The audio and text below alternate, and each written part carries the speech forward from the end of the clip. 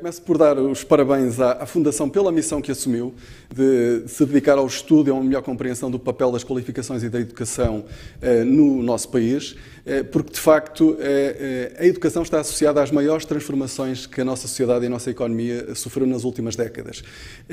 E continua a ser a grande esperança. A educação continua a ser a grande esperança. A esperança de termos cidadãos mais informados, mais exigentes, mais criativos, mais resilientes e também com maior capacidade de criação de riqueza. E o Estado da Nação mostra que isso é verdade, ou seja, que isso acontece numa certa dimensão. Cidadãos com mais educação têm melhores índices de qualidade de vida em muitas dimensões e têm também rendimentos mais elevados. Isto é, mais escolaridade conduz a rendimentos mais elevados. Mas, infelizmente, há algumas dimensões negativas que também são trazidas por este relatório. Por exemplo, um dado que choca e que surpreende mesmo quem estuda estas matérias é que nos diplomados, nos mais qualificados, entre 2011 e 2019, houve uma redução do rendimento real em cerca de 11%. E esse resultado é surpreendente. Apesar dos mais escolarizados terem mais rendimento, porque é que numa década houve uma redução do rendimento quando nós esperaríamos que mais escolaridade ajudasse a melhorar o desempenho da economia, a performance das empresas e que isso depois se refletisse no rendimento das pessoas. O relatório da Fundação avança algumas explicações possíveis. Uma das explicações tem a ver com aquilo que são as características do tecido económico português, um tecido económico muito baseado em micro, pequenas empresas e em que preponderam quer da parte da gestão e dos empresários em geral, quer dos trabalhadores, ainda o trabalho não qualificado ou com baixas qualificações. Isso significa que quando nós temos diplomados, por exemplo, que terminam que concluem os seus estudos e entram no mercado de trabalho, muitas vezes eles vão para setores com uma baixa capacidade de criação de valor e para empresas onde eles não conseguem fazer a diferença e, mais do que isso, aquelas empresas, por terem níveis de complexidade relativamente reduzidos, por não serem inovadoras, por não terem ambição de crescer, também não estão preparadas para retirar o talento que esses trabalhadores têm.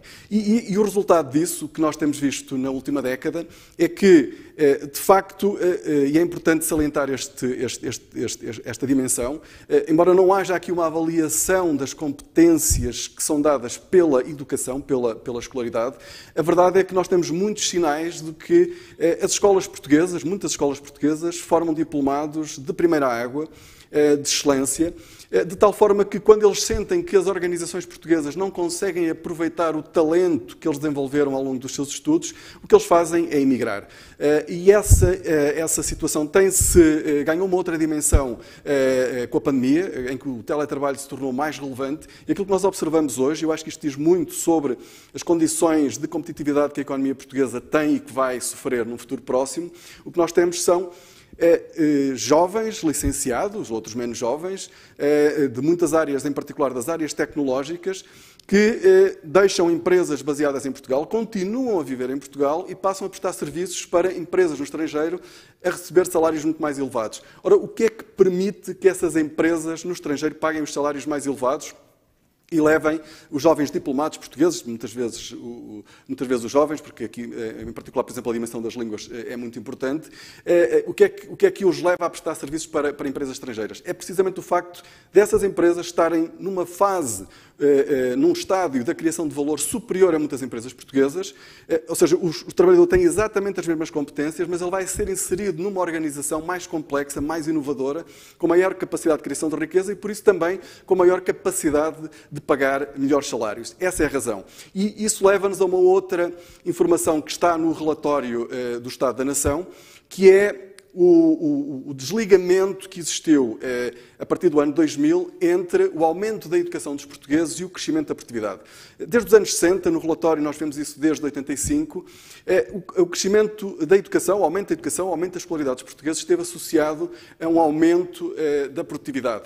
Eles cresceram, digamos, a par e passo. E quando chegamos ao ano 2000, em que continuámos a ter até aceleramos, aumentamos a quantidade de diplomados, de pessoas que concluíram o ensino secundário a entrar no mercado de trabalho, nós temos esse aumento E esse aumento da escolaridade, esse aumento de capital humano, deixa de se traduzir na criação de riqueza. Ou seja, não é refletido no valor produzido e, por isso, não é refletido em aumentos da produtividade. E isto leva-nos a pensar porque é que isso acontece, ou seja, o que é que poderá explicar isso, o que é que nós temos que fazer para inverter esta situação, que não é, obviamente, sustentável, até pelas razões que eu já referi do teletrabalho, que levará à saída ainda mais de trabalhadores portugueses para o estrangeiro. Isto tem a ver com o nosso modelo de produção, ou seja, um modelo produtivo que tem uma inserção nas cadeias de valor a um nível muito baixo. Quando está inserido em cadeias de valor, muitas vezes não está sequer inserido em cadeias de valor internacional. São empresas, de facto, muito pequenas e, por isso, o que é que nós precisamos? Nós precisamos de identificar os obstáculos ao crescimento das empresas e à sua penetração nas grandes cadeias globais de valor e em segmentos mais elevados de criação de valor do que aquilo que temos feito até hoje. E o que é que nós precisamos de fazer, então, para conseguir isso? Nós precisamos de criar as condições para termos mais empresas inovadoras e mais inovadoras, isto é, fazer coisas que nunca ninguém fez, a surgir, a nascer, e que depois de nascerem elas tenham condições para crescer, idealmente para crescerem em Portugal, terem a sua base em Portugal.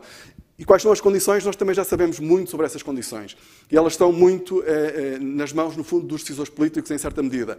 Tem a ver com o ambiente económico. Nós temos que criar um ambiente económico favorável ao aparecimento dessas empresas mais criativas e ao seu crescimento. Isso tem a ver com boas infraestruturas, boas instituições de ensino e de qualificação de trabalhadores, boas instituições de investigação, uma boa ligação entre as instituições de investigação e as empresas, uma administração pública eficiente. Sabemos também que mercados de capitais eficientes, isto é, que têm capacidade de identificar os negócios com maior potencial, que não foi exatamente uma dimensão que caracterizou, por exemplo, a nossa banca nos últimos 20 anos, é necessária para que haja capital para essas empresas poderem nascer e crescer, mas também sabemos que um mercado de trabalho flexível é fundamental para que o talento que surge possa ser adequado às novas tecnologias e às novas condições de mercado e também às condições de concorrência. Isto é, nós precisamos de condições de concorrência nos mercados que permitam que as novas empresas, quando surjam, não sejam eliminadas ou coartadas no seu crescimento por aqueles que já estão no mercado, que têm poder e que muitas vezes estão apenas a viver à sombra dos investimentos que fizeram no passado, mas que já não são verdadeiramente inovadores. E por isso essas empresas novas, o que é que elas precisam para surgir? Eu costumo dizer que nós precisamos de pensar as políticas públicas para empresas que ainda não existem. Porque são as empresas que ainda não existem que vão ser verdadeiramente disruptivas, que vão transformar verdadeiramente a economia portuguesa e que, se tiverem condições para crescer, vão permitir que, de facto, o talento que é gerado em Portugal é transformado, permite gerar mais riqueza e, com essa riqueza, haverão melhores rendimentos, incluindo para os trabalhadores.